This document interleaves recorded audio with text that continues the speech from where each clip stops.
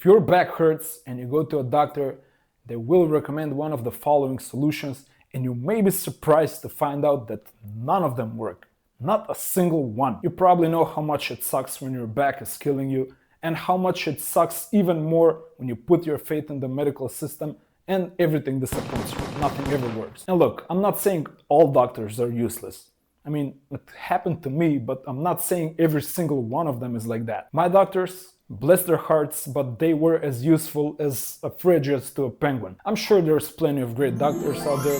I just never met them, but I'm sure they exist. I hope yours are great. I really do. But this is a reality, something that happens to a lot of people. When it comes to back pain, and especially chronic back pain, I believe that a lot of doctors are actually using an outdated playbook. They recommend things that are not only ineffective, but they may even stop or reverse your healing process. Honestly, I got a ton of useless advice, but I don't want this to be like a 6-hour video, so I'll just boil it down to the 7 most common things that doctors recommend for back pain that never ever worked for me, and chances are they won't work for you as well. Before we get started, we gotta go through the usual spiel, so I'm not a doctor, this is not medical advice, and I am legally obliged to tell you that you gotta keep listening to your doctor even when they're recommending things that absolutely have never a chance to work ever. Also, at the same time, while I'm not a doctor, I did spend years in horrific pain. I do have a lot of real-world experience when it comes to this. That's why I believe you can at least take my experience into account and maybe extract some value from it. Okay, let's do this. Useless thing that doctors recommend for back pain number 1.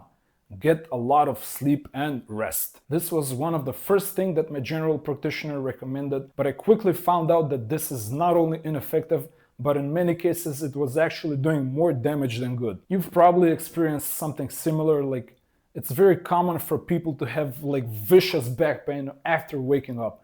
And this can happen if you sleep for prolonged periods of time.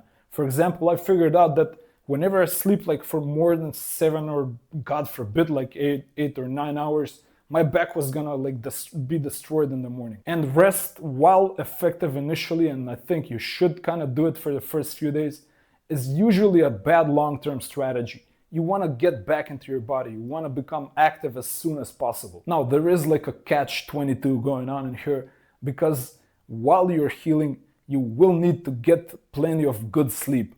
But at the same time, like when you do sleep a lot, your back is gonna be destroyed in the next morning, and it's gonna make your next day a living hell, and probably like it can develop into a chronic pain that you're gonna have to struggle with for years to come. How do you solve this? I actually talk about this a lot in my free book, absolutely free. I wrote this for you. Like, it's not some AI generated slop junk book that, you know, you'll probably find a lot of that coming in the next few years.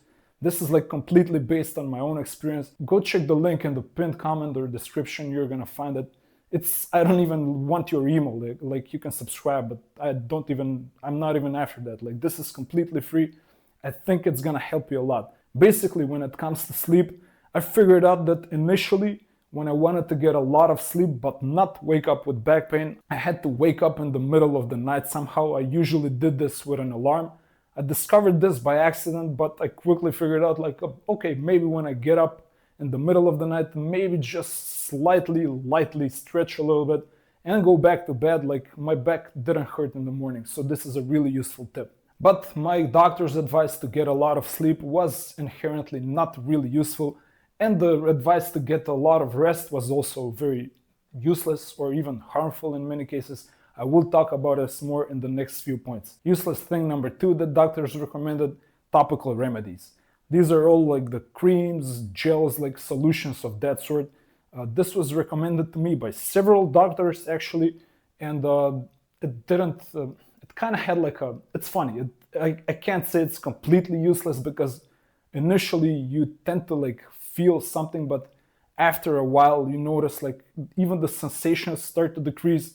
But more importantly, like you don't feel any relief, like the pain is still there. It's just like, it's kind of like a hot pain, if it makes sense. So the first time I tried this, I was recommended something called like the tiger balm or something like that. It had like a mystical Eastern medicine sounding name, and it smelled like, it had a really strong minty smell, and when you apply it like to your back, it feels like really kind of like hot and cold at the same time. It's a strange sensation. Like I'm not even I don't even discourage people from trying this. It may even work for you. And the first time I applied it, it was like, it's kind of hot at first, and they're like, okay, okay. Like sorry for the audio rendition, but it's kind of like it has an immediate effect, which is good.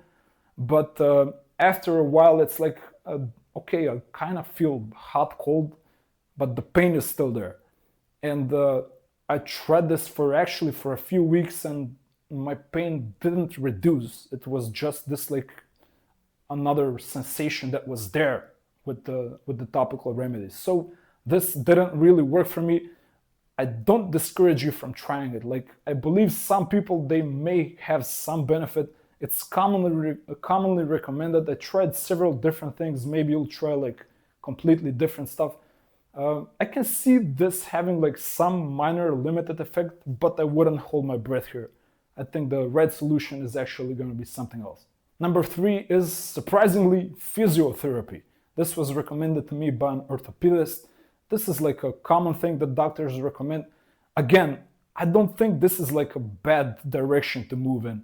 And I guess I did extract some value from the visits, but in general, like the exercises we did, the therapy, I even tried like weird hydrotherapy and some electromagnetic like torture devices that they attached to like my body. I felt like some slight electrical pulses. It felt weird. It kind of felt uncomfortable. I didn't really enjoy the hydrotherapy. This didn't do a ton for me. The exercises were also like not really super useful. I did figure out a few exercises later. I talk about this in my book as well. It's a free book. Again, go check it out. It's like 200 pages of what works, what doesn't work, how you should go about this thing, how you should ultimately heal. But yeah, anyway, like in general, physiotherapy, go do it. Like you kind of have to try it out, but I think it works for some people. Clearly, like some people get a lot of benefit from this. That wasn't the case for me. It ended up not being very effective.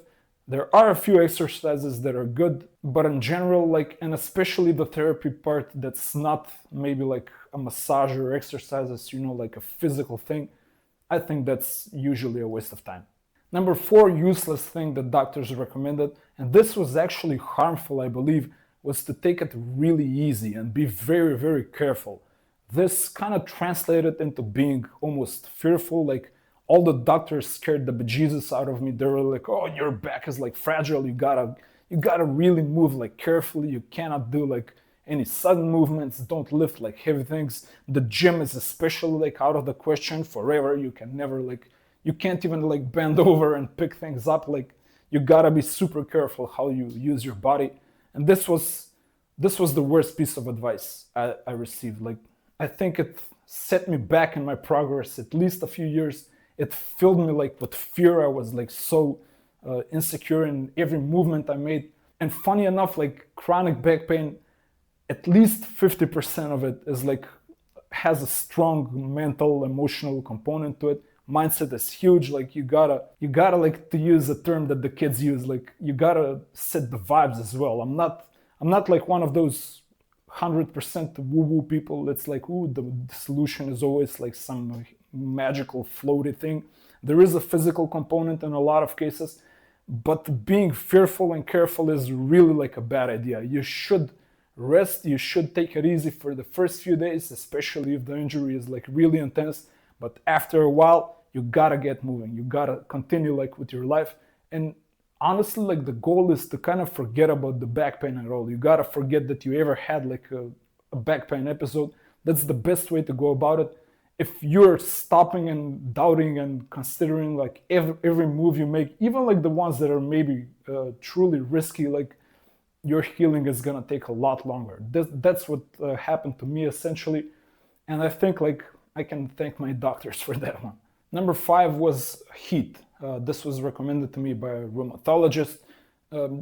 He just said like apply like heat pads on the places where it hurts. This didn't do a lot. It kind of had like a mild soothing effect at first, but it doesn't really move towards an actual solution, an actual cure. Again, like you may notice a pattern in these things. They're not essentially like bad things you should do, most of them, except like the previous thing we mentioned. But these are like commonly recommended solutions. Doctors will recommend heat probably at some point.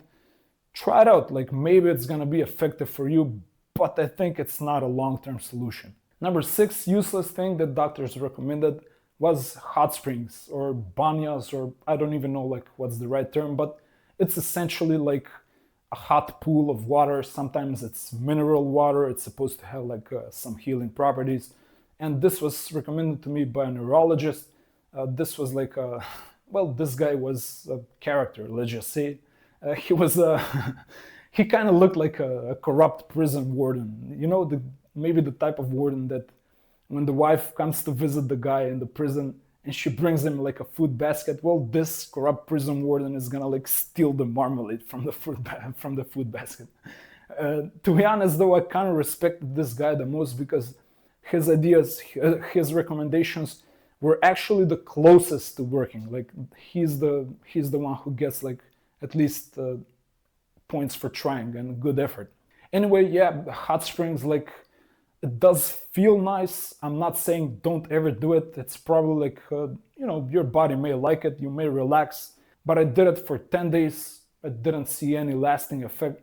It did feel like a little bit nicer when I was in the water, but it wasn't like a path towards a long-term solution. And finally, the last thing that doctors recommend that didn't work, painkillers. This was recommended to me by the same corrupt warden-looking neurologist. And okay, I have a confession to make here. Painkillers did work a little bit initially. And as usual, they stop working. And then you need stronger painkillers. And then you need stronger painkillers. And you guessed it, you need stronger painkillers again. Like the cycle goes on. And eventually, like before you know it, you're in the sticky palms of the Sackler family, and then you're like selling your soul for like illegal street drugs. It's like, you know, we know how the story goes.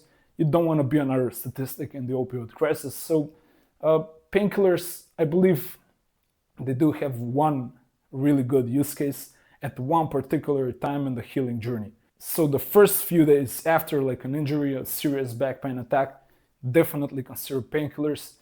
You don't want your body to learn how to be in pain. Like that's essentially the name of the game here. And I think this is like the only time that painkillers are useful. You don't want to depend on them for like more than a few weeks, I would say. I guess like I'm not a professional here, but as we see, like professionals even are not that useful. So I'm not saying like my opinion has more merit, but I think you don't want to get hooked on painkillers in any case. Anyway, to be completely fair, painkillers, of course, they have an effect. Definitely like don't disobey doctor's orders on this. In fact, like I'm not even saying completely ignore doctor's orders on anything. I wish I could say that, like, but I just can't, like legally. What I will say though is that I strongly believe, and that's at least my experience as well, that when it comes to like complex issues like chronic back pain, usually the experience of someone who's been through this, like this entire journey of pain and suffering and despair, is usually a lot more valuable than just like some theoretical knowledge that most doctors honestly have. Like, no offense, but a lot of them don't know what they're recommending to their patients. They don't understand the pain at a visceral level. They don't know what it's like to like have your life completely ruined just, you know, by some minor tweak in your back, or like you can't even function, you can't even move. So it's like a really tough issue. I have a lot of empathy for doctors. They are dealing with patients who are, you know, I can imagine I must have been like very cranky, very annoying, like super difficult to deal with. But in a lot of ways, that's justified. Like the pain is real. It's really ruining your life and you want to get back to it. You want to get rid of it. So understandably, like I think you need someone who knows how it's like to do this. So listen to your doctors, don't disobey them, and when they disappoint you eventually, come back here and check out, definitely check out the free book, and also check out the next video in the series on what are the things that actually work for back pain that no doctors will ever recommend. I'll see you there.